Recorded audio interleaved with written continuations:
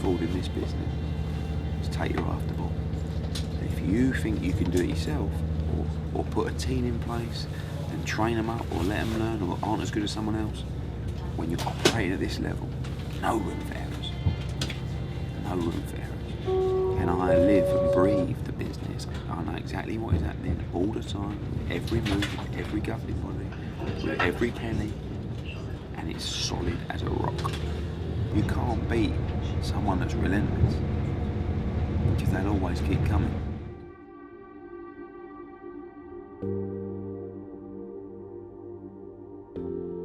You can't really beat me, because I have the ethos that, and this is going to sound incredibly arrogant, like I say anyway, I'm the best out there. And if I work harder than everybody else, how can you beat me? And you know what?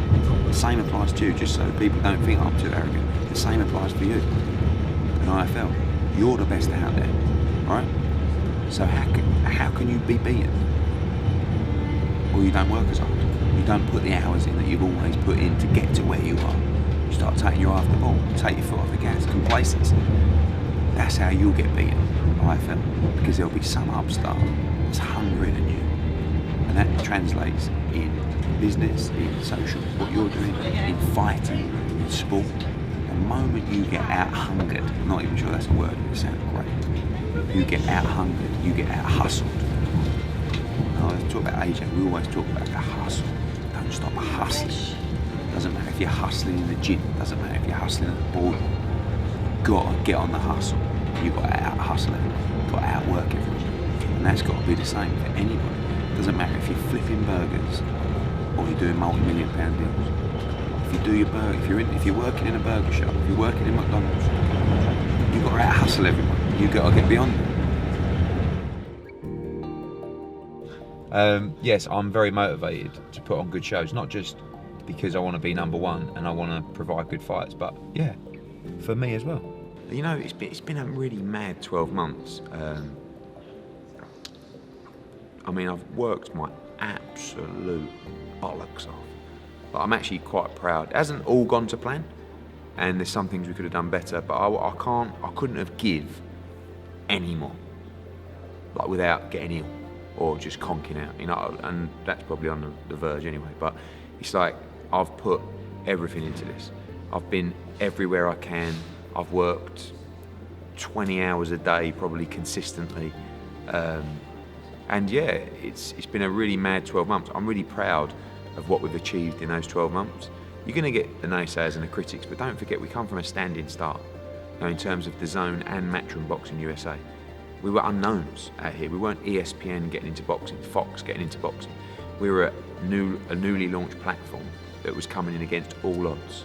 And when you look at the fighters and the fights and the schedule, you know, from AJ to Ruiz to Canelo, Kovalev, Jacobs, Golovkin, Usyk, Callum Smith, Katie Taylor, Billy Joe Saunders, Demetrius Andre, Tevin Farmer, Devin Haney. I mean, I've missed out Jesse Varga, I've probably missed out Dimitri Bivol. God, it's just endless.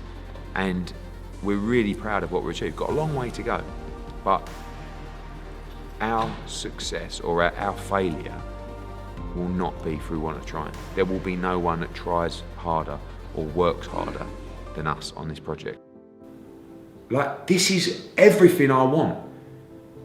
Forget the money. This is life. These nights, these undisputed, I'm a hardcore boxing fan, right? This is everything. So if you think I don't want the same for Wilder, Joshua, or, you know, to give Anthony the chance to be in that moment, to be the greatest, you are mental. You are mental, because I live and breathe for Saturday night. I fucking love it.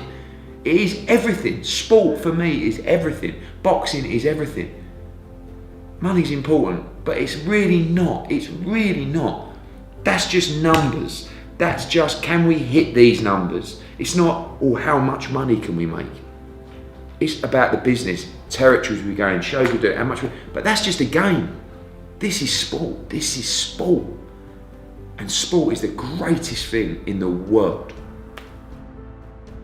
Now's the time to speak to people, make things happen, get things over the line. And I like getting one against the head. You know what I mean?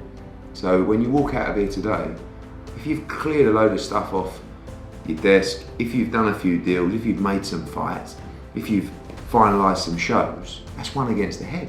That's one you probably didn't expect. The other people ain't working today. They're on their holidays, right? They're at home watching TV, they're on a beach. So we can get things done today. There's two things I was thinking today. Yeah.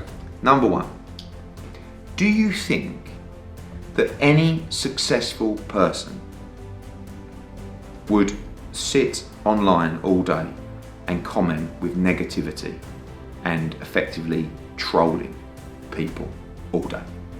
Do you think anyone with any ability, any prospects, any kind of life, any kind of aspirations of greatness would do that?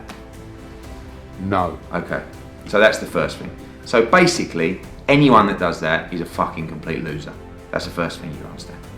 The second thing I'm going to say is, last night I watched the Kobe Bryant memorial service. Yeah.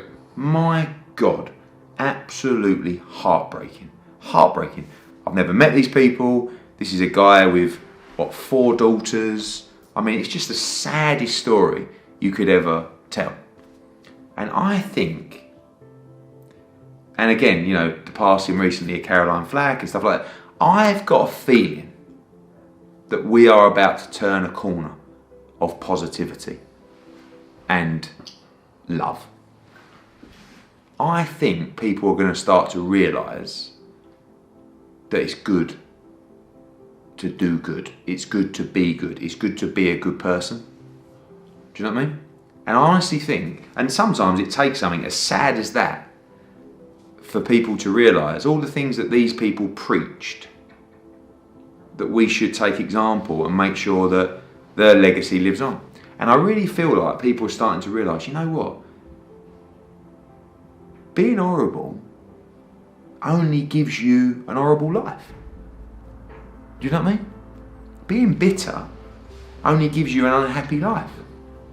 If you don't live with positivity, if you're not nice to people, if you don't smile, how can you expect to live a great life or a happy life? You know?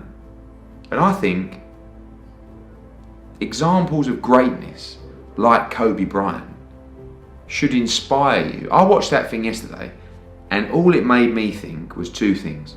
For fuck's sake, spend more time with your family. And number 2, which is a little bit contradictory, number 2, strive for greatness. Work harder, do more, leave no stone unturned, be the best you can be. Because how many people out there are actually being the best they can be every day? That's a hard thing to do. You know, people say, yeah, get up every day and, you know, go to the gym and do this and that. It ain't easy. But how many people are out there truly doing the best they can do? I'm not. I'm trying, but I can still do more. I know I can. Can you? Exactly.